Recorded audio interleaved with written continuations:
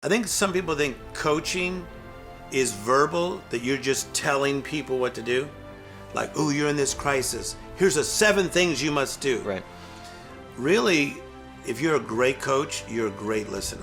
When I'm coaching somebody, I'm looking for the obvious. I'm not always looking for, I'm going to tell this person what to do next.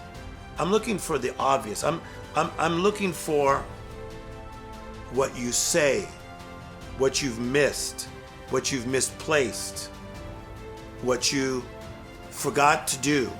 I'm looking for the obvious.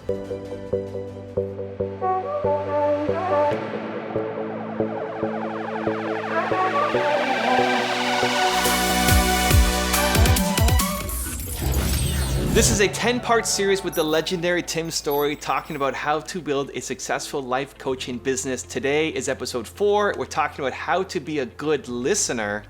I'm excited for this one. Yeah, if you're going to be a coach, I think some people think coaching is verbal, that you're just telling people what to do.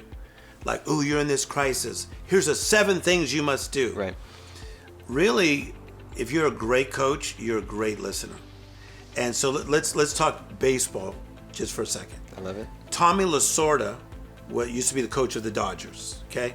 So he was great verbally, but people don't realize that he was also great if a player was struggling, he'd go on the bench and sit next to him, put his arm on him, and just listen.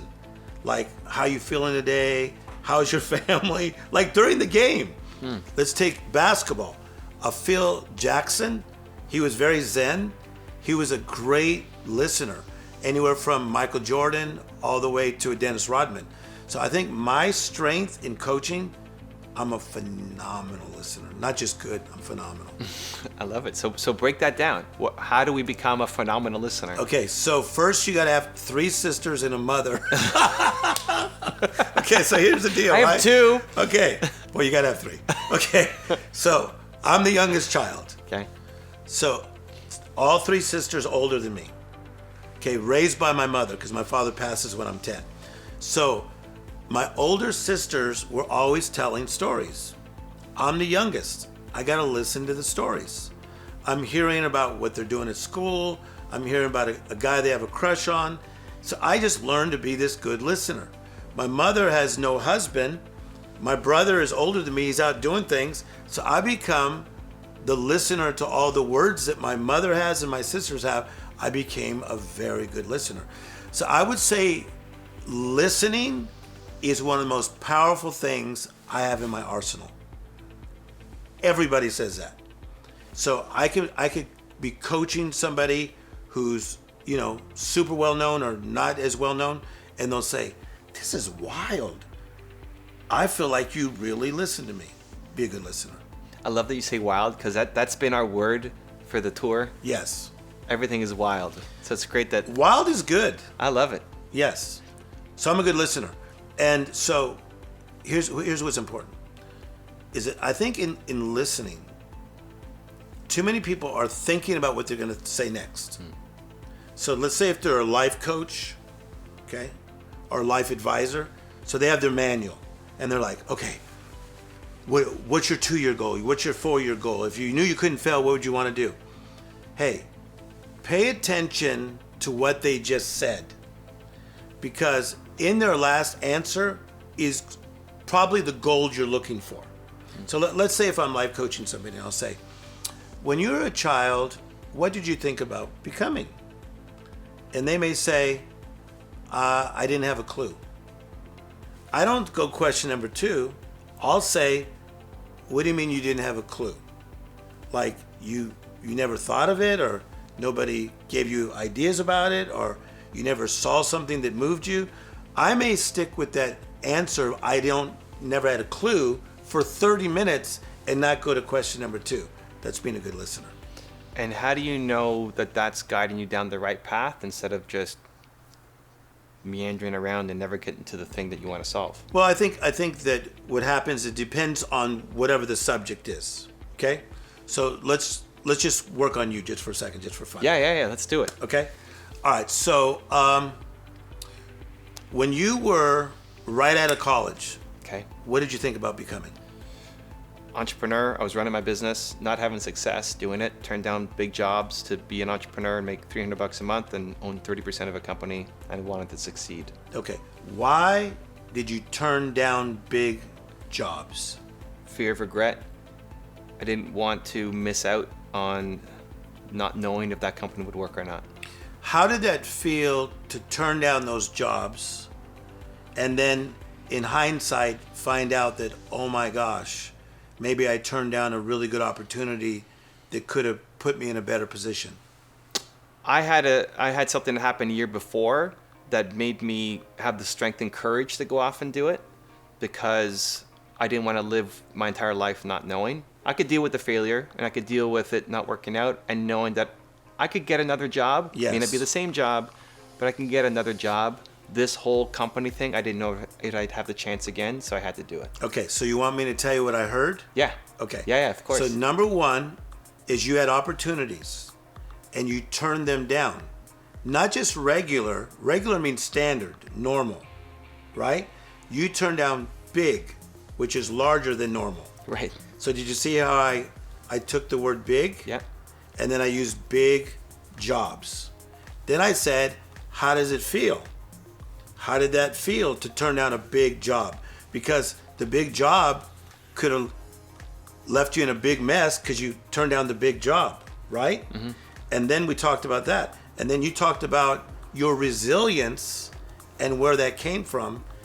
And I let you explain that. So I got like 3 great points out of you in just about 2.5 minutes. So how would you then use that to coach me on something I'm going through right now? Okay, so then I would say then now, are there some big opportunities that are coming your way now that seem similar to what you went through before? And you may say, oh man, this is weird that you're saying this, because there are some big things. Right. Okay, so now, the first time you turn down the big, but maybe we don't turn it down this time. So we got to really figure out what this opportunity is. Because just because it's dressed in big, this may be the big one we want to take. Okay. See? So I'm taking your big opportunity and I'm going from there. Then I'm saying the thing I like about you is the fact that you're resilient. And then I would say to you, where did you learn that resiliency? You think it's innate? Did it come from your family? Did it come through going through hardships? So where did you get that resilience from? Parents. Okay. Yeah. My mom, immigrant, hardworking, super ambitious, successful woman in a time when it was not accepted or common. Okay, so now by being a good listener, I got big opportunity, you're resilient, and it's innate.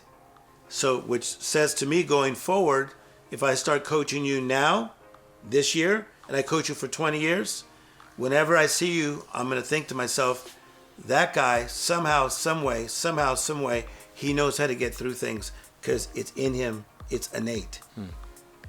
And then how would you find the block? The block is probably going to be found in what you say about the situation. Okay. So whatever you're going through, if you verbalize what you're going through, I'm still going to remember this guy is confident enough to pass up big stuff. This guy is resilient. This man learned things from his mother, and it's now innate, it's instilled, it's a revelation. Give him any situation, he's going to find a way around it. So like if you have a mountain, now I'm coaching you. Yeah, it's great. If you have a mountain in your life, if you don't go through it, you'll go around it. Yep.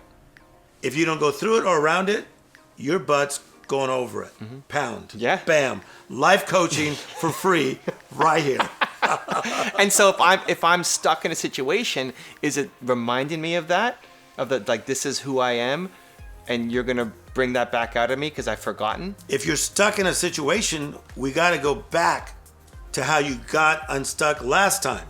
Okay. So I got to use a biblical reference, if you don't mind. Great, go for it. Doctrine and world religion. So there's a little guy in the Bible named David.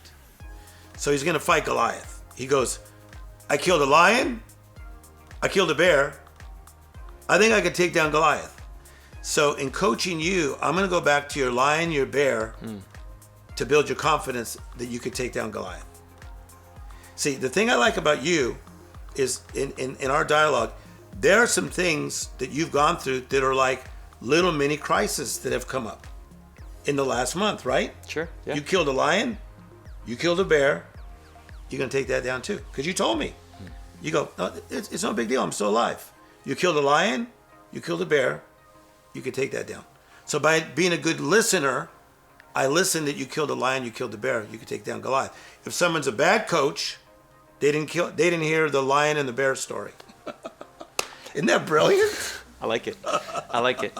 I'm just thinking, is part of the reason why we need life coaches so much because people don't have anybody in their life who actually listens to them? You need the right life coach. You just don't need a life coach. You need to, because if you're a golfer, like I'm playing golf tomorrow. If you're a golfer and you have the wrong swing coach, it'll jack you up. You need the right freaking mentors. No, man, it's not like hear ye, I need a life coach. No, man. You got to find the right coach that understands your swing, that understands your flow, that understands your rhythm. And they care enough about you to help you find the obvious in your life. Now, because we're talking about listening. Mm-hmm. When I'm coaching somebody, I'm looking for the obvious. I'm not always looking for, I'm going to tell this person what to do next. I'm looking for the obvious. I'm looking for what you say, what you've missed, what you've misplaced, what you forgot to do. I'm looking for the obvious. So after talking to someone, probably for about 10 minutes, I'll find their obvious. And if somebody wants to acquire that skill to find the obvious in 10 minutes or less, Tim Story style? Be a good listener. Here's a good way to practice. Yeah. Okay. So to some of my clients, I have them wear Rubberband. Okay. And I say to them, because I life coach a lot of powerful men. I got kind of one on here. Yeah, so okay. Here, if I got this, so it says perfect. believe. Okay. Yeah. All right. So some of my powerful men, they bring their job home. Okay. And their wives complain that they're not listening. So I say to them, okay, now I want you to wear this rubber band for like 2 weeks. And when your wife starts talking and you want to cut her off, okay, leave the room, I want you to flick the band. It reminds you to just shh and listen. These guys are coming back with these reports and going, my wife is saying, what happened to you? You sat there and listened to me talk about curtains like you really loved it. So it's a great tool. Boom. You should sell Tim Story rubber bands. Boom. I might. Branded. We'll do it together. I love it. Boom. Look, you're not listening. Watch. Boom. See? Boom. Don't you like that? It's meditative. Yes. Listen. Yeah. Being present. Be present. Listen. I'm a good listener. So this is a 10-part series with Tim Story on how to build a successful life coaching business. Up next, episode 5, have the right motives. Go click the link next to us. We'll see you there.